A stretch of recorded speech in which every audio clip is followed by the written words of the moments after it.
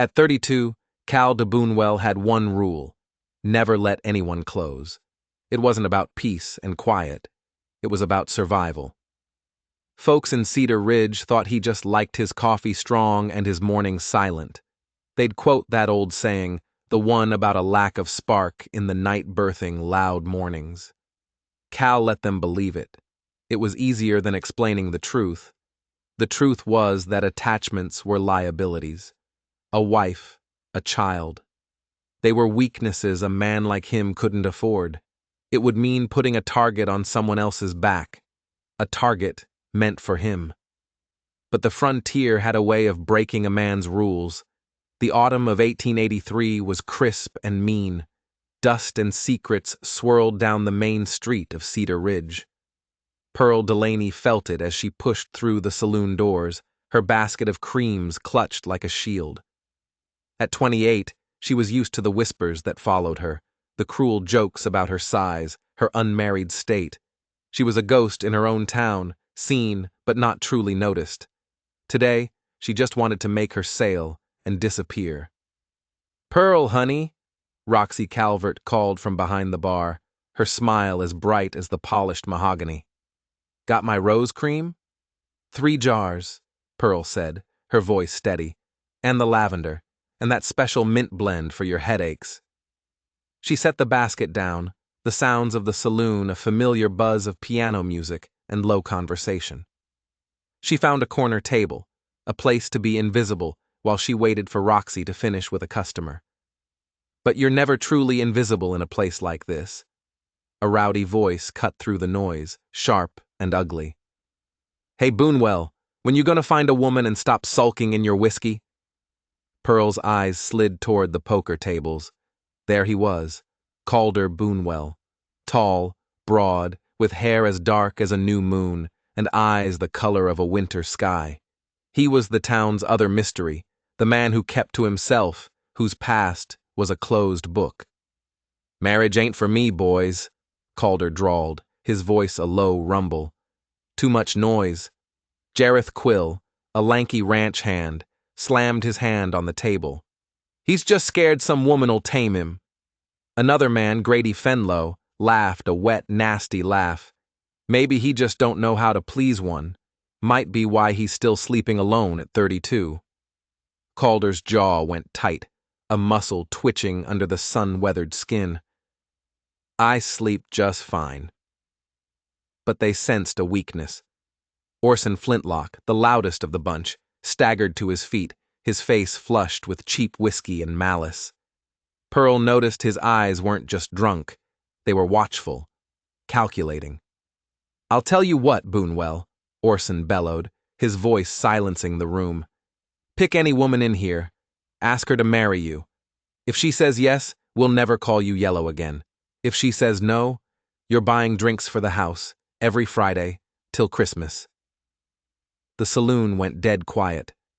Every eye turned, searching. Pearl felt a hot flush of shame creep up her neck. Aside from Roxy's working girls, who didn't count for a dare like this, there was only one unattached woman in the room. Her. Calder slowly placed his cards face down. He stood, his height commanding the space. His gaze swept the room, over the faces of the merchants' wives, the dance hall girls, the stunned onlookers. Then his eyes landed on Pearl. The world stopped. For a long, breathless moment, they just looked at each other across the smoky room. Pearl expected to see pity, or mockery, but she saw something else entirely. A flicker of something that looked like recognition, a shared understanding of being on the outside. It was the look of a man making a desperate calculation. "All right," Calder said, his voice quiet but carrying to every corner of the silent room. "I'll do it." He started walking toward her. Each step of his boots on the wooden floor was a drum beat counting down to her humiliation. Her heart hammered against her ribs, a frantic bird trapped in a cage. He stopped at her table, casting a long shadow over her. "Ma'am," he said, his voice low and serious, "I know this ain't conventional, and we hardly know each other, but I'm asking, would you marry me?"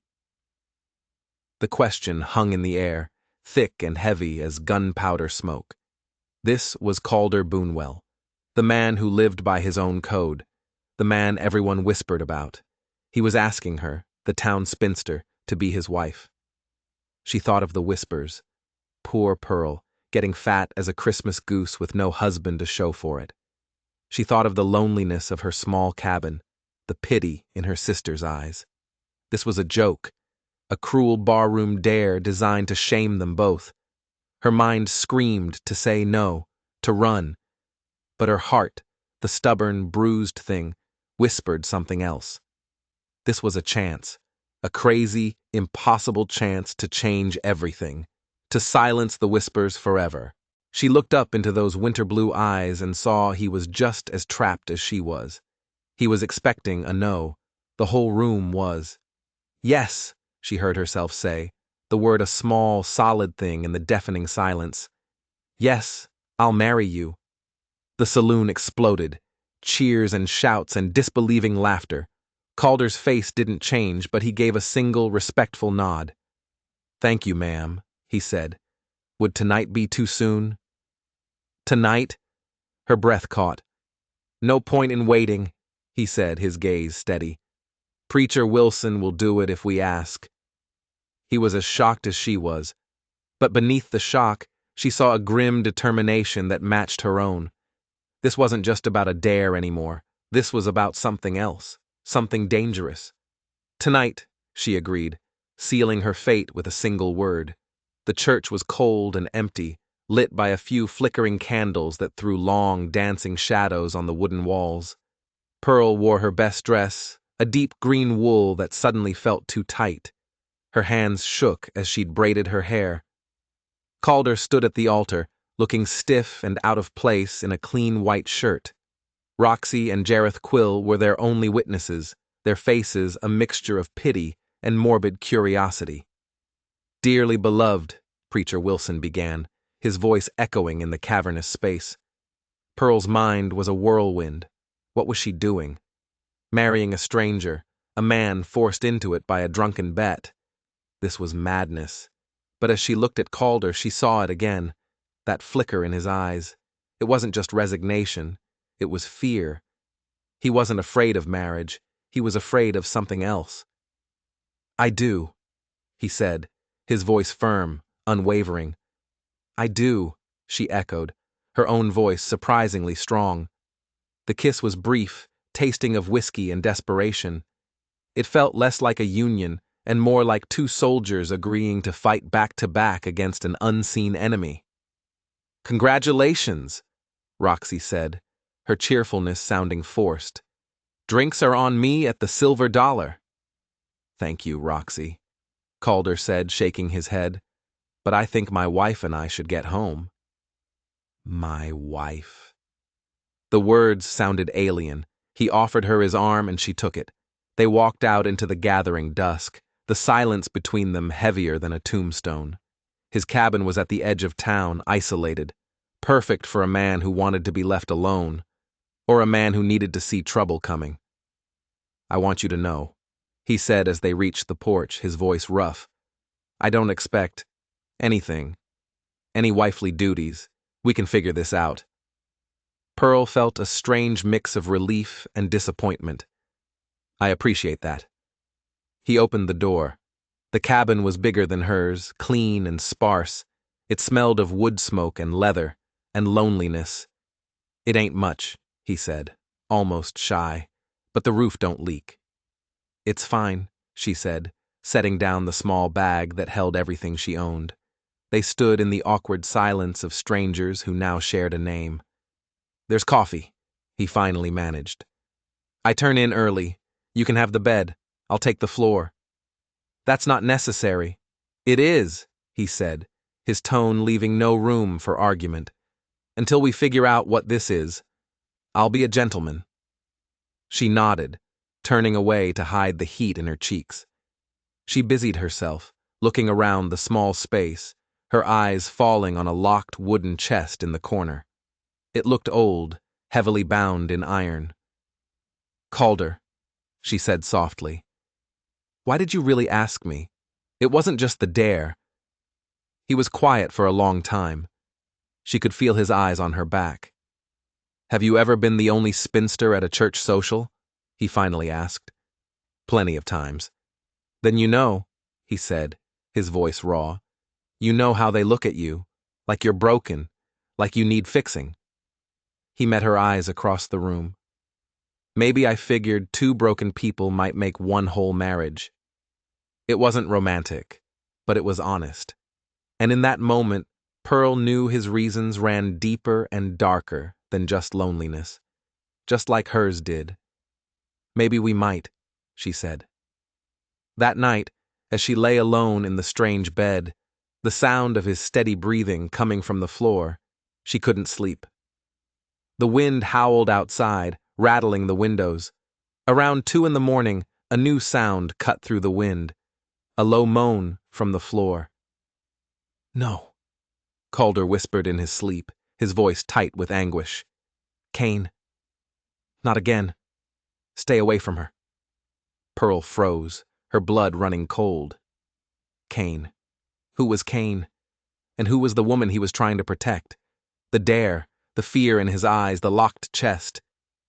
It wasn't just a marriage of convenience. She had just married a haunted man, and whatever was haunting him was now her problem too. The first weeks were a careful dance of avoidance. They moved around each other in the small cabin like ghosts, sharing meals in silence, never speaking of the world outside or the secrets within. Pearl learned he rose before the sun, his movements quiet and precise. He learned she was a meticulous bookkeeper, her ledgers filled with neat columns that tracked every penny. "Planning to sell that cream to every woman in Colorado?" he asked one morning, his voice startling her. "If they'll buy it," she answered without looking up. "A woman needs to keep herself, husband or no. You got a husband now, I can provide." Her hands stilled. She looked at him, her green eyes flashing. "Calder Boonwell. I've been providing for myself since I was 16. I'm not stopping because of a ring on my finger." A slow smile touched his lips. "Fair enough." He respected her fire. She could see it. But the town didn't. The whispers followed her like a plague. "Can't believe he married that big gal. Must have trapped him." The words were poison darts. She ignored them, throwing herself into her work, expanding her business to the outlying ranches. Her cream was good. She knew it. That was real. Calder, to his credit, defended her. When Orson Flintlock made a crude joke about her figure at the feed store, Calder's response was ice cold. "Orson," he'd said, his voice barely a whisper, but cutting through the store's chatter, "keep my wife's name out of your mouth, unless you'd like to discuss it with me, privately." Flintlock had paled and backed down. The message was clear. Calder Boonwell protected what was his. But strange things started to happen at the cabin. A freshly mended fence line was cut during the night. One of his best horses went lame from a stone bruise that looked more like a deliberate injury. Small things, accidents, but they felt like warnings. One evening, Pearl came in from gathering herbs by the creek, her hair loose and her cheeks flushed from the wind. Calder looked up from his coffee, and for a second, his carefully constructed walls seemed to crumble. He just stared, his breath catching in his throat. In that moment, she wasn't the town spinster. She was beautiful, strong, real. The moment passed as quickly as it came, but it left an echo in the small cabin, a crackle of unspoken possibility. Then, 3 weeks into their strange marriage, the first real test arrived. Sadie Blackthorne, the banker's wife and the queen bee of Cedar Ridge society, appeared on their doorstep. "Pearl, dear," she said, her voice dripping with false sweetness, "I do hope you're settling in. Being a wife requires adjustments. A woman must learn her proper place." The implication was a slap in the face. Stop your business. Be a proper wife. "I appreciate your concern, Mrs. Blackthorne," Pearl said, her voice dangerously calm. "But Calder supports my work." Sadie's eyebrows shot up. Does he? How modern? I suppose a man in his position can't be too particular. The barb hit its mark. His position. A man forced into marriage with the town outcast. Shame coiled in Pearl's gut. But before she could answer, the door opened. Calder stood there, his hat in his hand, his eyes like chips of ice. Mrs. Blackthorne, he nodded. Mr. Boonwell, I was just explaining to your wife the importance of a woman's role. Is that so? Calder said, moving to stand beside Pearl. He didn't touch her, but his presence was a fortress wall. Well, I reckon my wife understands her role just fine. She's building a business with her own 2 hands. That takes more grit than most folks possess. A woman's place is in the home, Sadie insisted. A woman's place, Calder said, his voice flat and final, is wherever she's strong enough to make it. My wife is strong enough to make it anywhere. After Sadie left in a huff, the silence in the kitchen was thick with unspoken words. Thank you, Pearl whispered. You're my wife, he said, as if that explained everything. I won't let anyone disrespect you. It wasn't a declaration of love. It was a statement of alliance. He looked past her, his eyes scanning the tree line beyond the cabin. She realized then that he wasn't just defending her from gossip, he was defending her from something much worse. That night, as she lay in bed, she heard him get up. The floorboards creaked as he moved to the locked chest in the corner. She heard the faint click of a key, the groan of old hinges. He was there for a long time. When he finally returned to his spot on the floor, the smell of gun oil hung faintly in the air, and she knew, with a certainty that chilled her to the bone, that the real trouble hadn't even started yet. The letter that arrived in October felt like a lifeline. Mrs. Victoria Ashworth, the wife of a wealthy rancher near Colorado Springs, wanted to order 50 jars of Pearl's rose cream for her daughter's wedding. 50 jars. At $2 a jar. That's $100, Calder, Pearl breathed, her hands trembling as she held the letter. It's more money than I've made all year. It's a big order, he said, looking up from his coffee, his eyes sharp. When does she need it? 2 weeks. The reality of it crashed down on her. I've never made so much at once. I'll have to work day and night. I can help. No, she said too quickly. She softened her tone. Thank you, Calder.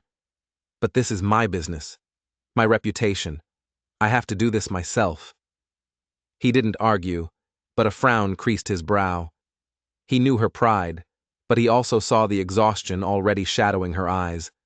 For the next 10 days, the cabin became a whirlwind of herbs, beeswax, and the constant, simmering scent of roses. Pearl drove herself with a relentless fury. She was up before the sun, gathering petals still wet with dew. She stood for hours over the hot stove, her back screaming in protest, her hands raw and chapped. Calder watched her, his concern growing with each passing day.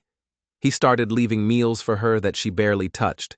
He kept the fire banked and the woodpile high. He moved around the cabin with a quietness that was more than just his usual habit. It was a deliberate effort to give her space, to let her work. But he also started patrolling the property at night. She'd wake to the sound of a floorboard creaking and see his silhouette pass the window, a rifle held loosely in his hands. He was watching for something. Or someone. The small, unexplained accidents had stopped, but the feeling of being watched had not. Pearl, he said gently on the 8th day, finding her asleep at the kitchen table, her head resting on her arms next to a row of cooling jars. You're wearing yourself to the bone. I'm fine, she snapped, jerking awake. Just let me work. But she wasn't fine. She was exhausted, her hands shaking so badly she'd mismeasured 2 batches that morning. The pressure was immense. This order wasn't just about money. It was about proving Sadie Blackthorne and the whole town wrong. It was about proving she was more than the woman who'd been married on a dare. On the 10th day, disaster struck. She was carrying a wooden tray laden with 20 freshly filled jars, moving from the kitchen to the small pantry she used for storage. She passed the window that looked out onto the backwoods. For a split second, she saw it. A flicker of movement in the trees. A man's shape, dark against the pines. A gasp escaped her lips. Her exhausted body jerked in surprise. The tray tilted. 20 glass jars, a week's worth of tireless work, crashed to the floor. The sound of shattering glass was like a gunshot in the quiet cabin. Rose cream, pink and fragrant, spread across the wooden planks like spilled blood. Pearl just stared at the ruin, the broken glass, the wasted work, $40 lost, and only 4 days to remake it all, with supplies she no longer had. The carefully controlled dam she'd built inside herself finally broke. She sank to her knees amidst the wreckage, and for the first time since she was a little girl, she wept. Not quiet, ladylike tears, but harsh, ragged sobs of utter defeat. That's how Calder found her when he came in from the stables. He stopped dead in the doorway, taking in the scene. The broken glass, the scent of roses thick as a shroud, and his wife, kneeling in the middle of it all, completely broken. He didn't say a word. He walked over, knelt beside her, and began picking up the largest shards of glass. "Don't," she whispered, her voice choked. "Just leave it. I've ruined everything." "You've ruined nothing," he said, his voice a low, steady rumble. He stopped cleaning and looked at her, his winter blue eyes intense. "This wasn't your fault. I tripped. I was so tired." "No," he said, his jaw tight. "You were startled, weren't you? You saw something outside." She looked up, shocked. "How did you know?" "Because I found this morning," he said, reaching into his pocket. He opened his palm. In it lay a small, crudely carved wooden bird. "It was on the porch railing. It's a marker, a message from a man I used to know, a man named Silas Kane. The name from his nightmare." "He's here, Pearl," Calder said, his voice grim. "He's been watching us. He's the one who's been cutting the fences, hurting my horses. He wanted to scare you, to ruin this for you." The truth of it settled over her, cold and terrifying. This wasn't bad luck. It was sabotage, an attack. "But why?" she whispered. "Because he wants this land," Calder said. "And he wants to destroy me, marrying you. It made you a target, too. I'm sorry, Pearl. I never should have dragged you into this." He looked so haunted, so burdened by his secrets. In that moment, all her exhaustion and despair vanished, replaced by a fierce, protective anger. "You didn't drag me into anything, Calder Boonwell. I walked in with my own 2 eyes. Now," she said, wiping her tears with the back of her hand, "are you going to help me clean up this mess? Or are we going to let this Kane win?" A flicker of admiration lit his eyes. "I've been watching you work," he said. "I know how to melt the beeswax. I know where you find your roses. You've been teaching me without meaning to. You'd help me. I'm your husband, Pearl," he said, the words carrying a new weight. "Your success is my success. Your failure is my failure. We're in this together." They worked side by side for the next 4 days. Pearl discovered that Calder had steady hands and a quick mind. But more than that, she discovered the man behind the silence. He told her stories of his childhood on a ranch far from here, a life that had been happy until Silas Kane had arrived. Kane, a wealthy land baron with a heart of poison, had wanted their land. He'd used threats, lies, and finally violence to take it, destroying Calder's family in the process. Calder had been the only one to escape, and he'd been running ever since. "I always figured marriage was like breaking a wild horse," he said on the second day, as they stirred a large pot of cream together. "A lot of fighting till one of you gives up." "And now?" she asked. Now I think it's more like training two horses to pull the same wagon, he said. It takes time to learn each other's pace, but once you do, you can move mountains. They managed to complete 37 jars. Not the full 50, but each one was perfect. They packed them in a crate with a letter explaining the delay. The evening after they sent the order off, a bone-deep exhaustion settled over Pearl. She slumped in a chair by the fire, her body aching. Calder knelt in front of her and, without a word, began to unlace her worn work boots. His large hands were surprisingly gentle as he started to massage her aching feet. "Calder," she whispered, her cheeks flushing with heat. "What are you doing?" "Taking care of my wife," he said, his voice soft. "And maybe it's time we both stopped pretending this is just a business arrangement." His eyes, serious and searching, met hers. "I stopped pretending a while ago, Pearl, when I realized that the best part of my day was coming home and seeing you here. When I realized your strength made me want to be stronger." Looking at this man, her husband, kneeling before her, his soul laid bare in his eyes, Pearl felt the last of her defenses crumble. This wasn't the life she had imagined, but it was real. He was real. "It's not all I want," she whispered. He rose and lifted her from the chair as if she weighed nothing, carrying her toward the bedroom. Their bedroom. He set her down gently beside the bed. "Are you sure?" he asked, his voice thick with emotion. She answered by reaching up and unbuttoning his shirt, her fingers trembling with anticipation. "Pearl," he caught her hands, "if this is your first time, we can wait. We can go slow." The tenderness in his voice, the utter lack of demand, undid her completely. "I don't want to wait," she said firmly. "I want this. I want us." What happened next was not just passion, it was a healing. He worshipped her body, his touch reverent and sure, erasing years of shame and loneliness. And in his arms, Pearl discovered a strength she never knew she possessed.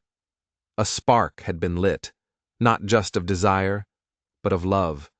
A fierce, defiant love born in the face of a gathering storm. Afterward, lying tangled in the sheets, the darkness of the cabin a safe cocoon around them, Calder held her close. "There's something else you need to know about Kane," he whispered against her hair, his voice heavy. "The man who ruined my family. His full name is Silas Kane Blackthorne."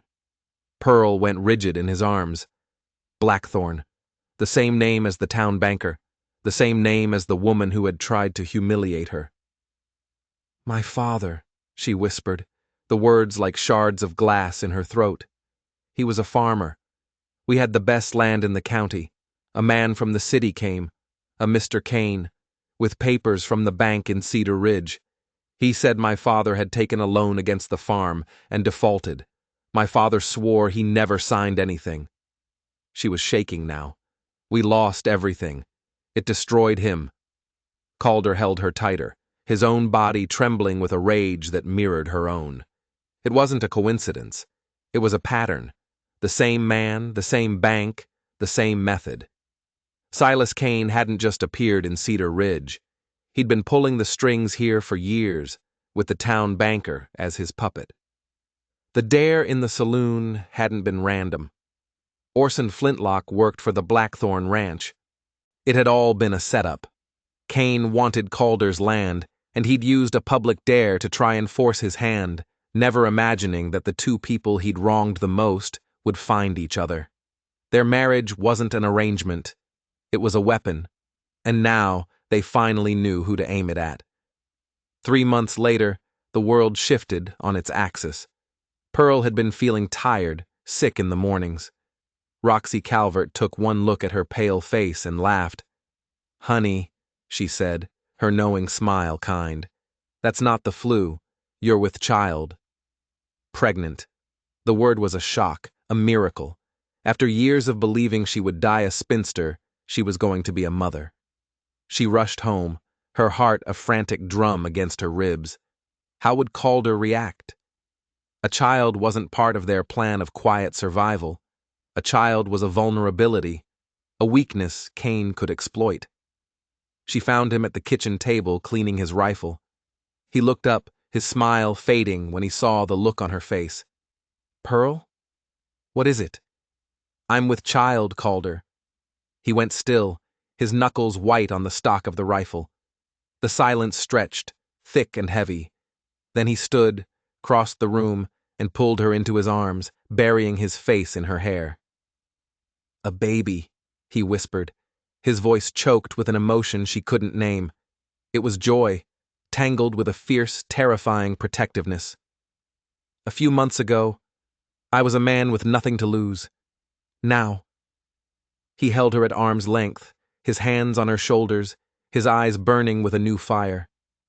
"Now I have everything to fight for." Their secret war against Kane now had the highest possible stakes. They moved with a new urgency, a new caution. They were no longer just fighting for their past, they were fighting for their future. The doctor's visit a few weeks later brought another shock. "Well, Mrs. Boonwell," he'd said, a twinkle in his eye. "Looks like you're an overachiever. It's twins." Twins. 2 babies.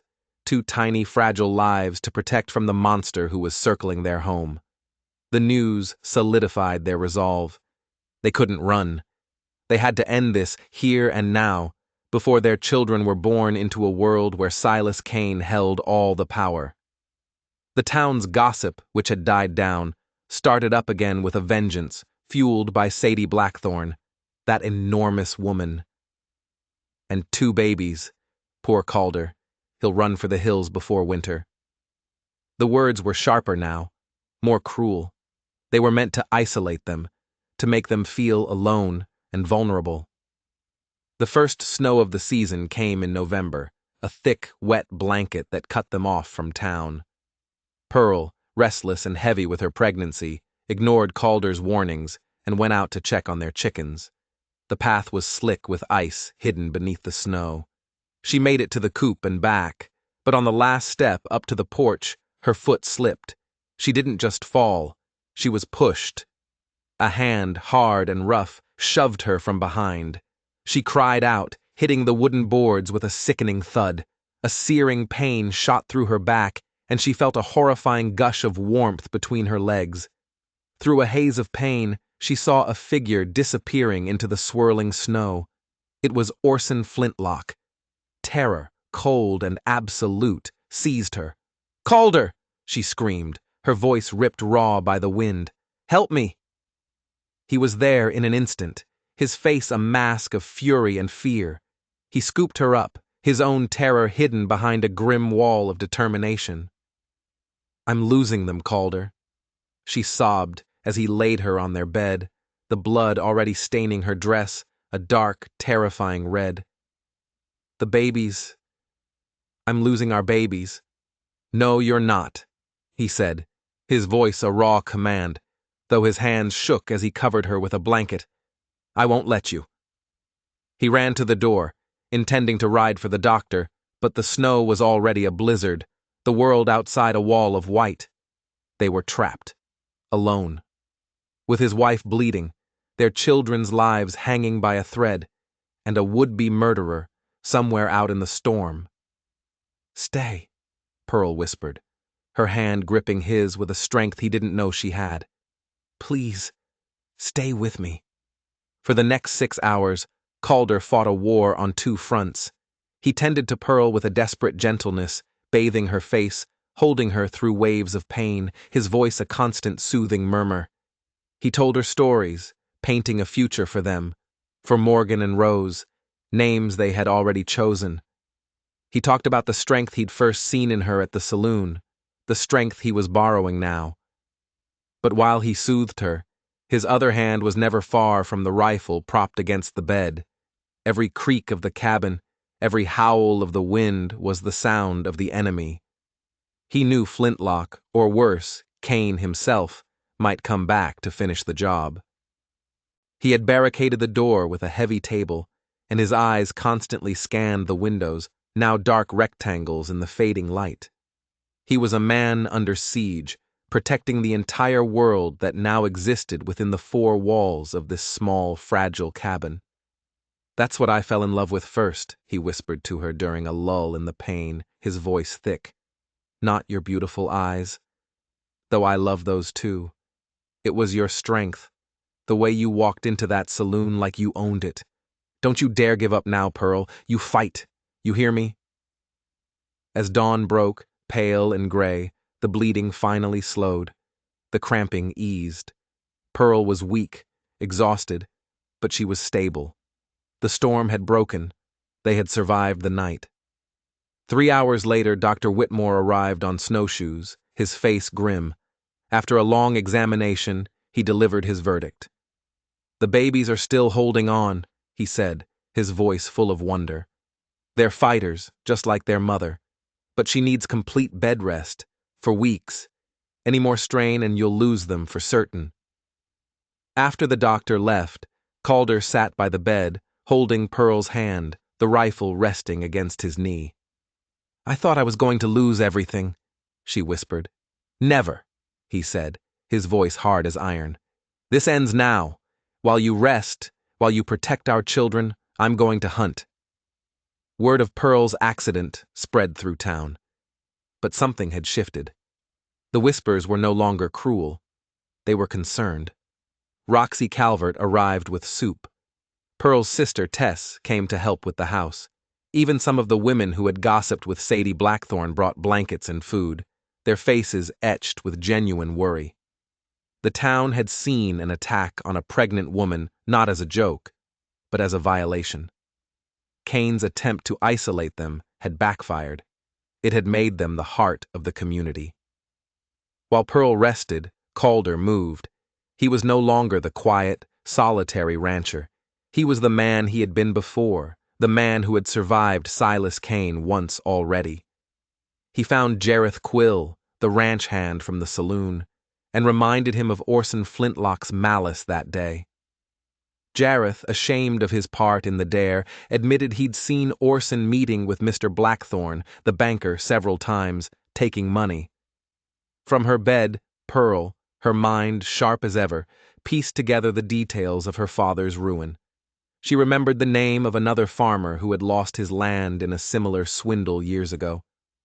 Calder found the man, old and broken, but with a memory like a steel trap and a burning hatred for Kane and Blackthorne.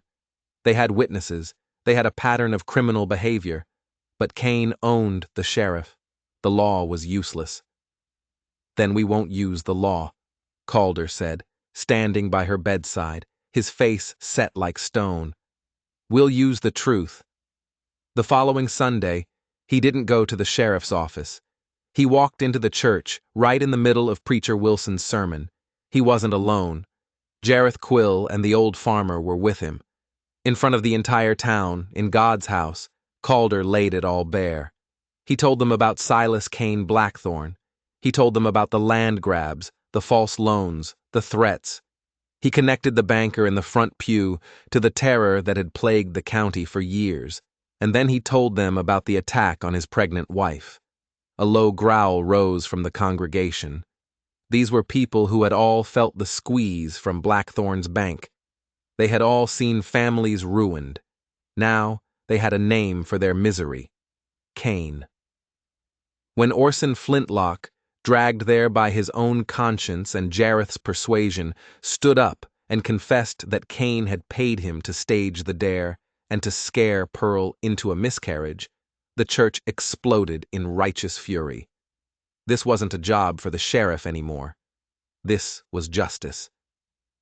Led by Calder, a crowd of 50 men marched out of the church. They went first to the bank, where they found the proof of the fraudulent loans in Blackthorne's files. Then they went to the hotel where Silas Kane was staying. There was no violence. There didn't need to be.